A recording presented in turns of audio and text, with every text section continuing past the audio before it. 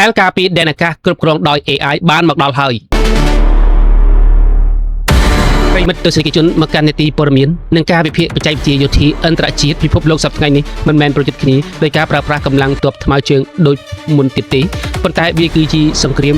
លើលំហអាកាសនិងសង្គ្រាមបច្ចេកវិទ្យាមីស៊ីល hypersonic ដែលមានល្បឿនលឿនជាងសម្លេងរាប់សិបដងនិងវងយន្តហោះ drone អតិឃាតកំពុងតែក្លាយជាការគំរាមកំហែងដ៏ធំបំផុតដែលអាចវាយប្រហារចូលដល់បេះដូងនៃប្រទេសណាមួយក្នុងរយៈពេលត្រឹមតែប៉ុន្មាននាទីប៉ុណ្ណោះយោងតាមសេចក្តីរាយការណ៍ពីបណ្ដាញ Fox News បានទម្លាយឲ្យដឹងថាដើម្បីទប់ទល់ទៅនឹងហានិភ័យដ៏សាហាវនេះក្រុមហ៊ុនផលិតអាវុធយក្សរបស់សហរដ្ឋអាមេរិកគឺក្រុមហ៊ុន Lockheed Martin កំពុងតែអភិវឌ្ឍប្រព័ន្ធការពារមីស៊ីលចំនួនថ្មី Next Generation Missile Defense ដ៏អស្ចារ្យមួយដែលដំណើរការក្នុងល្បឿនប្រយុទ្ធកម្រិតពន្លឺ Mission Speed តើប្រព័ន្ធការពារថ្មីនេះមានអ្វីអស្ចារ្យទៅថ្នាក់ដឹកនាំចំនួនខ្ពស់របស់ក្រុមហ៊ុន Lockheed Martin បានបញ្ជាក់ថាអាវុធតែមួយមុខមិនអាចយកឈ្នះសត្រូវក្នុងសម័យនេះបានទេផ្លូវតែមួយគត់ដើម្បីឈ្នះគឺត្រូវពឹងផ្អែកលើខួរក្បាលរបស់ប្រព័ន្ធការពារជាលើកដំបូងបំផុតអាមេរិកបានបញ្ចប់ប្រព័ន្ធបញ្ញាសិប្បនិម្មិតឬ AI Artificial Intelligence ចូលទៅក្នុងប្រព័ន្ធការពារដែនអាកាសនិងមីស៊ីលរួមបញ្ចូលគ្នា Integrated Air and Missile Defense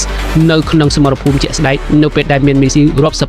រយគ្រាប់បាញ់ស្រោចមកមនុស្សមិនមានពេលគ្រប់គ្រាន់ដើម្បីគិតនោះទេប៉ុន្តែប្រព័ន្ធ AI របស់ Lockheed Martin មានសមត្ថភាពអាចចាប់សញ្ញាវិភាគគោលដៅធ្វើការសម្រេចចិត្តនិងបញ្ជាឲ្យបាញ់ស្ទាក់ចាប់ក្នុងល្បឿនរហ័សជាទីបំផុតមុនពេលដែលគ្រាប់មីស៊ីលសត្រូវអាចធ្លាក់មកដល់ដីទៅទៀតចំណុចខ្លាំងទី2ដែលធ្វើឲ្យប្រព័ន្ធការពារនេះក្លាយជាខែលដែកថែបដែលមិនអាចទម្លុះបានគឺការប្រើប្រាស់ប្រព័ន្ធស្ថាបត្យកម្មបើកចំហ Open Architecture តើវាមានន័យយ៉ាងដូចម្តេចពីមុនកងទ័ពជើងគោកកងទ័ពជើងទឹកនិងកងទ័ពអាកាសប្រើប្រាស់ប្រព័ន្ធរ៉ាដាផ្សេងៗគ្នាប៉ុន្តែឥឡូវនេះចែកវិជារបស់ Lockheed Martin បានតភ្ជាប់ទិន្នន័យ data ទាំងអស់បញ្ចូលគ្នាជាមួយបណ្ដាញតែមួយបានន័យថាទោះបីជារ៉ាដានៅលើនាវាចម្បាំងកណ្ដាលសមុទ្រយន្តហោះស៊ើបការលើមេឃកាយរណបក្នុងអវកាសឬមូលដ្ឋានកាំភ្លើងធំលើដីគោកក៏ដោយពួកវាទាំងអស់អាចនិយាយគ្នានិងចែករំលែកព័ត៌មានគ្នាបានភ្លាមនេះគឺជាការបង្កើតនៅសំណាញ់ការពារចម្រុះដែលគ្មានសត្រូវណាអាចហោះលួចឆ្មក់ចូលបានឡើយដើម្បីបង្កើតបានប្រព័ន្ធដ៏មហិមានេះក្រុមហ៊ុន Lockheed Martin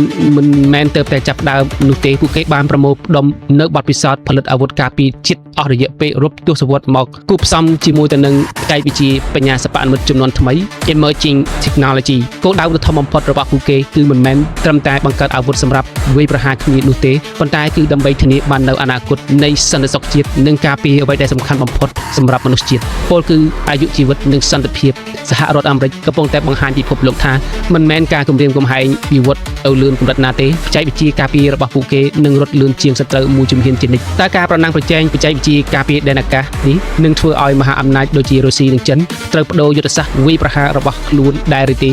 តើប្រព័ន្ធ AI នឹងក្លាយជាអ្នកបញ្ជាសង្គ្រាមទាំងស្រុងមែនដែរឬទេនាពេលអនាគតសូមប្រិយមិត្តទស្សនិកជនជួយ comment បញ្ចេញមតិនៅវីដេអូខាងក្រោមខ្ញុំបាទសូមអរគុណសូមគោរពលា